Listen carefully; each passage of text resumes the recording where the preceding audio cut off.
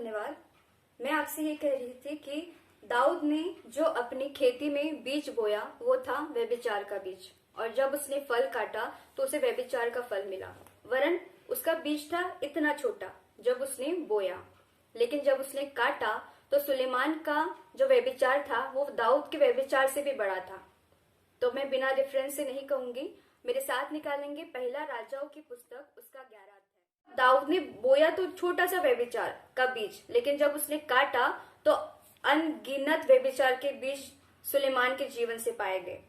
तो अगर आप कलीसिया और मैं, अगर हम अनाज्ञाकारिता बोते हैं तो हम कहीं ना कहीं अनाज्ञाकारिता भी काटेंगे।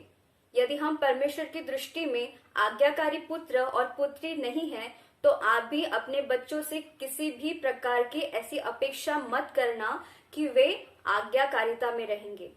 Praise the Lord. परमेश्वर हमें सिखाता है कि तुम जो बोओगे तुम वही काटोगे। अच्छा, मैं आपकी बेटी, बहन, आपकी फ्रेंड, मसीह में हम सारे बहन भाई। तो यदि मैं आपसे अभी कुछ सवाल पूछूंगी तो बुरा मत मानना, मैं वचन के बाहर नहीं बोलूंगी, ठीक है। तो मैं आप सबसे पूछना चाहती हूँ और मुझे रिस्पॉन्स भी चाहिए, ठीक है। आप में से कितने लोग धोखेबाज है, कितने लोग लुटेरे हैं, और कितने लोग चोर है, और कितने लोग लोभी है? बताइए। क्या क्या कहा मैंने? धोखेबाज, लुटेरे, चोर और लोभी। मैं आपको कह नहीं रही हूं, मैं आपसे पूछ रही हूं, क्या आप है? क्या आप है? क्या मैं आपकी चुप्पी को हाँ समझू और ये रिश्ता पक्का समझू? नहीं। हम धोखेबाज नहीं हैं, हम लुटेरे नहीं हैं, हम चोर भी नहीं हैं, और हम लोभी भी नहीं हैं। लेकिन यह चीज हम कब प्रमाणित करते हैं? तो मेरे साथ निकालेंगे मलाकी की पुस्तक, उसके 3 अध्याय 6 से आप पढ़ना स्टार्ट करेंगे, और कोई एक व्यक्ति मेरे लिए पढ़ दे।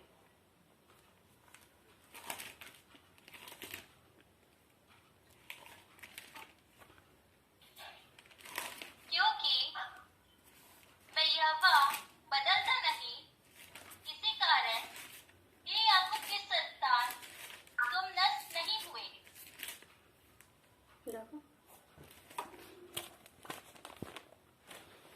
आगे। अपने पुरखाओं के दिनों से तुम लोग मेरी विधियों से टहलते आए हो और उनका पालन नहीं करते। तुम मेरी ओर फिरो, तब मैं भी तुम्हारी ओर फिरूंगा। सेनाओं के यहोवा का यही वचन है। परंतु तुम पूछते हो, हम किस बात में फिरे? हाँ, आगे पढ़ेंगे। और क्या मनुष्य परमेश्वर को धोखा दे सकता है? पर देखो, तुम मुझको धोखा देते हो, तो भी पूछते हो, हमने किस बात में तुझे लूटा है? दशमांश और उठाने की भेंटों में। Praise the Lord. परमेश्वर का वचन, भारी शब्द थैंक यू। परमेश्वर का वचन हमको साफ साफ कहता है कि यदि हम दशवांश नहीं देते तो हम लुटेरे, हम लोभी, हम चोर कहलाते हैं, हम धोखेबाज कहलाते हैं। कि क्या हम परमेश्वर को धोखा दे सकते हैं? हम कहेंगे नहीं, हम तो आज्ञाकारिता में हैं। लेकिन परमेश्वर का वचन साफ साफ मलाकी 3 अध्याय के 6 से 8-9 पद तक हमें देता है, सिखाते हैं कि यदि आप दशवांश नहीं देते तो आप परमेश्वर की नजरों में चोर है, क्योंकि जो दशवां अंश नहीं देता वो परमेश्वर की भेंट से और परमेश्वर के जो दान है उसमें से चुराता है। और बहुत सारे लोग ये समझते हैं कि मेरी सैलरी का अगर मैं 10% परमेश्वर को देता हूँ, या मैं अपनी उपज का 10% परमेश्वर को देता हूँ, या मैं अपने टाइम का 10% परमेश्वर को देता हूँ, तो मैं परमेश्वर को देता हूँ, ये वो समझता है। लेकिन यदि आप देखें तो दशवां अंश देना नहीं होता, दशवां अंश लौटाना होता है, क्योंकि दशवां अंश परमेश्वर का ही होता है। Praise the Lord. हम परमेश्वर को कुछ दे इस लायक हम नहीं हैं, लेकिन यदि परमेश्वर का वचन हमको कहता है कि अपनी सारी उपज से, अपनी सारी धन संपत्ति से, वरन अपने समय से, अपने पहलौठे से भी, यदि आपके 2 बच्चे हैं तो प्रथम जो बेटा या बेटी है वो परमेश्वर का होता है। और परमेश्वर का धन्यवाद करें इस बात के लिए कि परमेश्वर ने सिर्फ 10% ही कहा है हमसे। यदि परमेश्वर कहते कि 50% दो, लेकिन परमेश्वर सिर्फ 10% हमसे प्राप्त करना चाहते हैं। वो भी परमेश्वर हमारी आज्ञाकारिता को परखना चाहते हैं, क्योंकि आप जैसा बोगे आप वैसा काटोगे। अगर आप एक आज्ञा में चूकते हैं तो आप सभी आज्ञा में चूकेंगे। 10 आज्ञा में एक आज्ञा है कि तू चोरी न करना, लेकिन अगर आप 10वां अंश ना देकर अनाज्ञाकारिता करते हैं तो आप चोरी करते हैं। आप कहेंगे कि मैं तो बैंक नहीं लूटता, या मैं तो घर में चुपके से पैसे नहीं निकालता, मैं तो बहुत ईमानदार हूँ, लेकिन अगर आप दशमांश नहीं देते तो आप चोर है।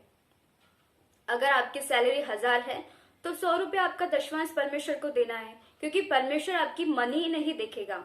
वो 10% तो ईमानदारी से आपको निकालना है, लेकिन परमेश्वर आपके मन को दिखेगा कि आप किस प्रकार से बोते हैं। क्योंकि परमेश्वर का वचन क्या कहता है? परमेश्वर का वचन कहता है कि परमेश्वर हर्ष से देने वाले से प्रेम रखता है, और ये लिखा है 2 कुरिन्थियों की पुस्तक उसके 9 अध्याय के 7 पद में। लेकिन अभी जो कि अंत का समय चल रहा है, प्रेज़ द लॉर्ड, तो अंत के समय में 1 तीमुथियुस उसके 4 अध्याय के पहले पद में लिखा है कि परंतु आत्मा स्पष्टता से कहता है कि आने वाले समयों में कितने लोग भरमाने वाली आत्माओं और दुष्टात्माओं की शिक्षाओं पर मन लगाकर विश्वास से बहक जाएंगे। मतलब आने वाले दिनों में झूठे भविष्यवक्ता आएंगे। जो अभी मैंने वचन बताया था आपको रेफरेंस 2 कुरिन्थियों 9 अध्याय के 7 पद में, वहां क्या लिखा है कि हर्ष से देने वाले से परमेश्वर प्रेम रखता है। तो फिर वहां हम वो झूठे भविष्यवक्ता वहां आपको क्या सिखा सकते हैं कि यदि आपका मन नहीं करता हर्ष से देने के लिए तो आप मत दीजिए। झूठे भविष्यवक्ता आपको दान देने से मना करेंगे, झूठे भविष्यवक्ता आपको दशमांश देने से मना करेंगे। झूठे भविष्यवक्ता कलीसियाओं में भी पाए जाते हैं।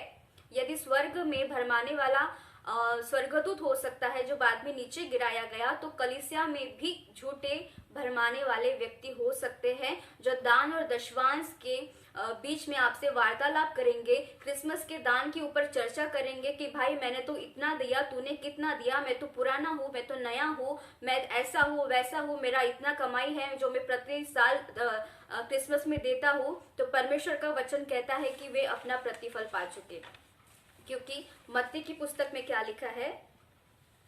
मत्ती की पुस्तक उसके